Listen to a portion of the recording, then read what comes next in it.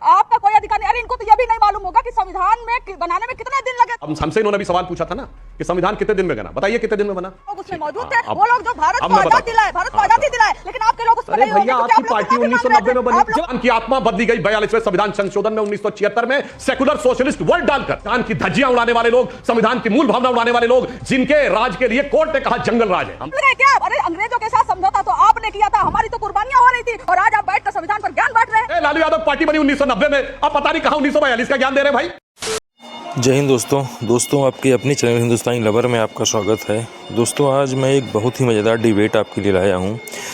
RLD की प्रवक्ता हैं मिस कंचन यादव, जिनको नॉलेज की बहुत ज़्यादा कमी है, लेकिन वो डिबेट में बिना स्टडी किए आके बैठ जाती हैं, और वो भी सुधांशु त्रिवेदी जी जैसे लोगों के पास जो प्रखर विद्वान हैं, जिनको बहुत कुछ चीज़ें मालूम है जो आप सोच भी नहीं सकते हैं।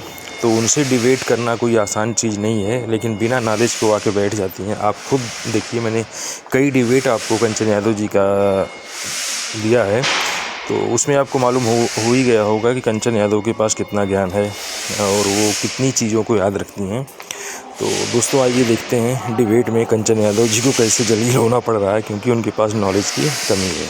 आइए देखते हैं वीडियो में आगे। लालू यादव को क्यों बोलना पड़ा कि संविधान बदलने की कोशिश करेगा, देश की गरीब जनता उनकी आंख निकाल लेगी, लेकिन संविधान तो बदलने की बात भारतीय जनता पार्टी ने करी नहीं।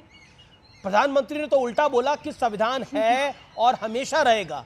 देखिए दूसरे पर परिवारवाद का आरोप लगाने वाले खुद भारतीय जनता पार्टी एक व्यक्तिवाद की पार्टी बनकर रह गई है। एक ही व्यक्ति का चलता है, मतलब दर्जनों नेता भारतीय जनता पार्टी के बोल चुके हैं। जो एक रील वाले राम है ना, वो भी बोल चुके हैं कि हम इसलिए हमें 400 पार दो क्योंकि हमें संविधान बदलना है, लेकिन उन पर ये कार्रवाई नहीं करेंगे। अरे हटा दीजिए उनको, क्यों दिया आपने उनको टिकट, क्यों लड़ा रहे हैं आप उनको, ये जानते हुए कि जो भारतीय संविधान है उसी के दायरे में इस देश का कोर्ट भी आता है, उसी के दायरे में आपका सबसे पसंदीदा जो है ना एजेंसी ईडी और सीबीआई, जिसको आप विपक्ष के पीछे छोड़ रखे हैं, वो भी भारतीय संविधान के दायरे में ही आता है। तो क्या आप ईडी सीबीआई कोर्ट सब कुछ खत्म करने की बात कर रहे हैं? अगर नहीं कर रहे हैं तो पीएम मोदी के चलते नहीं, बल्कि जितने भी लोग बोले हैं कि हम संविधान को खत्म कर देंगे, सबसे माफी मंगवाइए और सबको हटाइए, सबका कैंडिडेट कैंसिल करवाइए, लेकिन नहीं करवाएंगे क्योंकि आपकी मंशा है। मंशा इसलिए है क्योंकि अभी कुछ दिन पहले पीएम के इकोनॉमिक एडवाइजर तक आर्टिकल लिख चुके हैं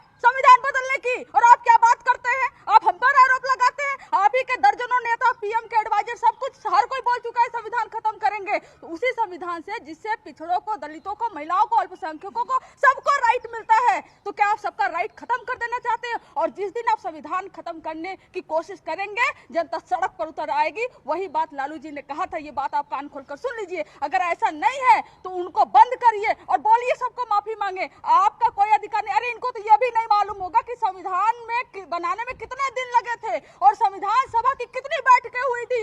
रुक, तेरे को बताते। कंचना यादव जी बता सकती हैं कितने दिन? हमसे इन्होंने भी सवाल पूछा था ना कि संविधान कितने दिन में बना, बताइए कितने दिन में बना, बताइए मुझे संख्या। अरे 2 साल 11 महीने 18 दिन 167 बैठकें हुई थी। आपसे ज्यादा इस पर हमें जानकारी है क्योंकि हमारे लोग उसमें मौजूद थे। वो लोग जो भारत को आजादी दिलाए, भारत को आजादी दिलाए, लेकिन आपके लोग उसमें नहीं होंगे। भैया आपकी पार्टी 1990 में बनी। जवाब एक सेकंड कंचना यादव जी, अब मैं जवाब दे दूं। ओके, अब मैं बताता हूं। बाबा साहब अंबेडकर ने जब संविधान बनाया तो उन्होंने कहा संविधान की उद्देशिका यानी प्रस्तावना, प्रीएम्बल ऑफ द कॉन्स्टिट्यूशन संविधान की आत्मा है, इसे कभी नहीं बदला जा सकता। और संविधान की आत्मा बदली गई 42वें संविधान संशोधन में 1976 में सेकुलर सोशलिस्ट वर्ड डालकर। और आपको न पता हो तो मैं बता दूं, सेकुलर वर्ड पे बहस हुई, इसको इनिशिएट करने वाले थे एचएन मुखर्जी, उस पर डिस्कशन करने वाले थे लोकनाथ मिश्रा और पंडित जवाहरलाल नेहरू। और बाबा साहब अंबेडकर ने कहा कि जो देश में माइनॉरिटी शब्द होगा तो सेकुलर नहीं हो सकता, सेकुलर होगा तो माइनॉरिटी नहीं हो सकता। मगर पंडित नेहरू का बहुत आग्रह है कि माइनॉरिटी होना चाहिए, इसलिए सेकुलर नहीं होगा। ये बाबा साहब अंबेडकर की फाइटिंग है इसलिए।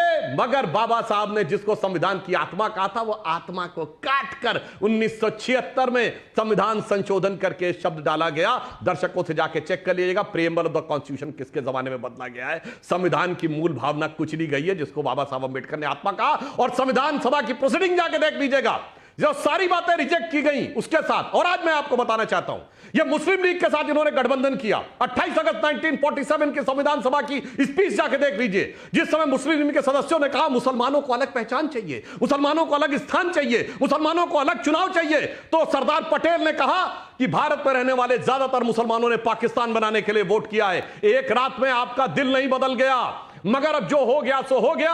अब अलग पहचान, अलग चुनाव की बात मत करो। अब ये कहो देश के साथ कैसे एक साथ रह सकते हैं। 28 अगस्त 1947 सरदार पटेल का बयान, और ये मुस्लिम लीग के नेता मिर्जा सिराजुद्दीन के द्वारा, और वो मुस्लिम लीग के साथ आज गठबंधन में आके खड़े हुए हैं। संविधान की धज्जियां उड़ाने वाले लोग, संविधान की मूल भावना उड़ाने वाले लोग, जिनके राज के लिए कोर्ट ने कहा जंगल राज है, हमने नहीं कहा, कोर्ट ने कहा जंगल राज है। जिनके जमाने में क्या बिहार की स्थिति हुई, जिन्होंने देश में संविधान की क्या स्थिति की, वो आज आकर कहते हैं, और आज जिनके लोग कहते हैं दक्षिण भारत अलग हो जाना चाहिए। अरे शर्म आनी चाहिए आपके इंडी गठबंधन के सहयोगी क्या कहते हैं तमिलनाडु वाले, बिहार के लोग पूरी बेचने के लिए, बिहार वालों के लिए क्या बोलते हैं। अरे भाई क्या बताएं, इसके बाद भी शर्म नहीं आती। ये देश को तोड़ने की बात है। अब बताइए अंग्रेज, अरे शर्म तो आपको नहीं आती। अंग्रेजों के खिलाफ जब भारत छोड़ो आंदोलन चल रहा था तो आपके लोग माफीनामा लिख रहे थे, और जब हमारे लोग जेल में थे तब आपके लोग माफीनामा लिख के बाहर थे। अरे श्यामा प्रसाद मुखर्जी जो जनसंघ के कौन जेल में था, नाम बताइए। मुस्लिम लीग के साथ मिलकर सिंध और बंगाल में, सिंध और बंगाल में उन्होंने सरकार चलाई थी, भूल गए क्या? अरे अंग्रेजों के साथ समझौता तो आपने किया था, हमारी तो कुर्बानियां हो रही थी, और आज आप बैठकर संविधान पर ज्ञान बांट रहे हैं, और आपके लोग कहते हैं कि हम संविधान बदल देंगे। आपका प्रधानमंत्री एक शब्द भी नहीं बोलते। ठीक है, सुधांशु जवाब देन अजीज खान एंड उनको डांट नहीं निकाल, रीना गुप्ता। ओके देखिए 1 वर्सेस 3 है। मेरा निवेदन है एक एक करके। Sudhanshu quick reply. जोश, कंचना जी ज्यादा जोश में मत आइए। मैं आपको कह रहा हूं कि 1942 में से लेकर 1931 से 47 तक कोई आंदोलन ही नहीं हुआ, और आप संविधान की बात करते हैं। जवाहरलाल नेहरू 2 सितंबर 1946 को जब प्रधानमंत्री बने अंतरिम सरकार के, जयवल ने शपथ दिलाई। किसकी शपथ ली थी? क्वीन की निष्ठा की शपथ ली थी, यूनियन जैक के झंडे के नीचे शपथ ली थी।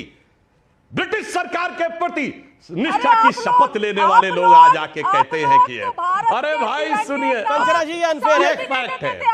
अरे भाई ये तो फैक्ट है, आप चिल्लाइए मत। अरे आप कहां थे? आपकी पार्टी 1990 में बनी है भाई।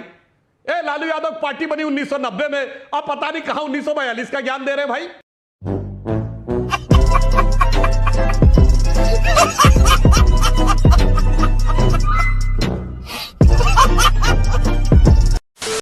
दोस्तों इस डिबेट में लास्ट तक बने रहने के लिए आपका बहुत बहुत धन्यवाद।